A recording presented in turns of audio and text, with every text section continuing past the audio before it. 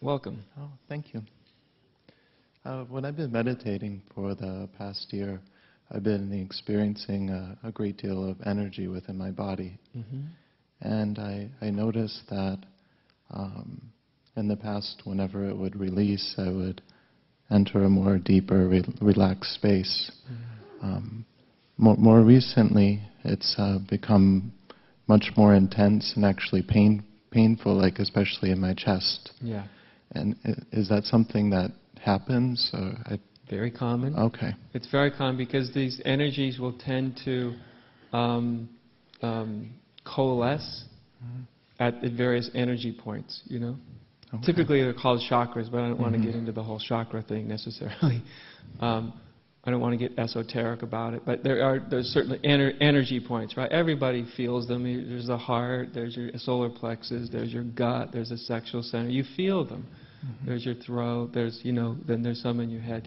But anywhere, if there's a blockage, then the energy will fixate in the blockage, and that will cause pain.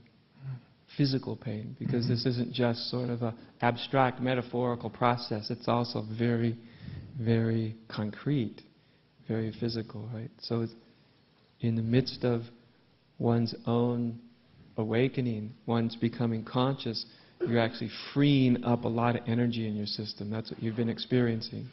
Energy that was chewed up in a lot of other areas is no longer, parts of you are no longer chewing up so much energy. And so there's a lot more available. When it starts to be available and flow through the system, you really feel it, right? Mm-hmm. I mean, some people will stay awake for years almost. I mean, God, I haven't slept for more than 2 hours in 3 years or something. It's not necessarily uncommon. Okay. But eventually that energy, since there's so much energy in the system, that our blockages will be highlighted. You see, they were always there. But they are at a much more subdued physical level because the energy was in many other places. Now you have a lot more available. It really stands out. So that's the heart center, right? Yes. And the heart center is, of course, that's our emotional center. Many of us are really in some way, at some level, afraid to feel very, very deeply. Right? Because we unconsciously associate very, very deep feeling with a very deep vulnerability. Because we've all had people jump all over us when we've been very emotionally open, right?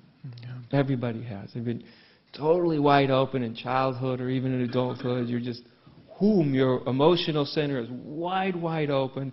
And then some idiot comes and shoves their foot in it for some reason, from their own ignorance, from their own innocent ignorance. But to our system, it doesn't feel like innocent ignorance. It feels like a tremendous violation and a threat. And so our systems get blocked wherever this happened. And so that's what then you experience. You experience that pain. So the first thing, again, to be redundant, is to not be trying to remove it or get rid of it, right? Because that's in a different version of a denial of that center of your being, trying to get rid of the pain. The pain is actually showing you something. It's drawing your attention, right? Yeah. Pain's really, it's great to draw attention. We can ignore a lot of things, but it's hard to ignore pain. So it draws your attention there.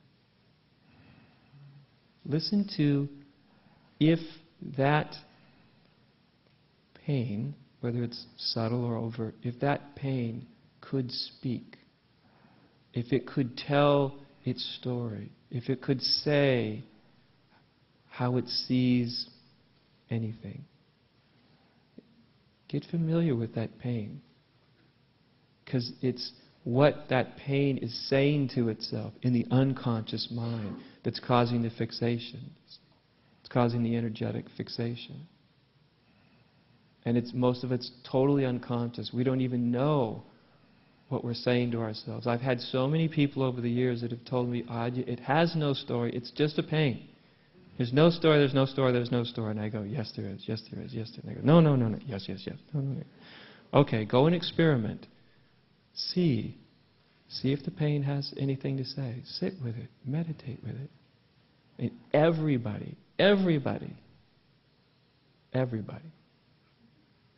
that's done that, that's meditated, it may not reveal itself immediately, or it might. They come back and they always go, you know what? That pain or that anger or that grief, or that it started to talk. And it has a whole worldview. And it has belief systems. And it's the view that it has, it's the perception that it has that's causing the block. And you can't let go of it. We can't let go of something that we don't see, can we? No. Because unconsciously we believe it's true. Up here in some other space of being, we may know it's not true. But unconsciously, some part of ourselves can very deeply believe it is true. So get familiar with it. What does that blockage or that pain, what's it saying? If it was to talk to you, if it was to tell you its shortened version of its story. You get the feel? Yeah, I do. Now I could go through, we could go through this and start the process and, whatever, but it's really, I think, important that you realize that you can do it yourself and for yourself and in yourself. You really can. You just sit down and listen and you'll be amazed. It'll speak itself. And when it speaks itself, no editor. Get the editor out of there. No editorial, no judgment. Let it speak itself so you get familiar with the fixation. We can't let go of something that we don't allow to express itself. Do you get the feel? Yeah, definitely. All right.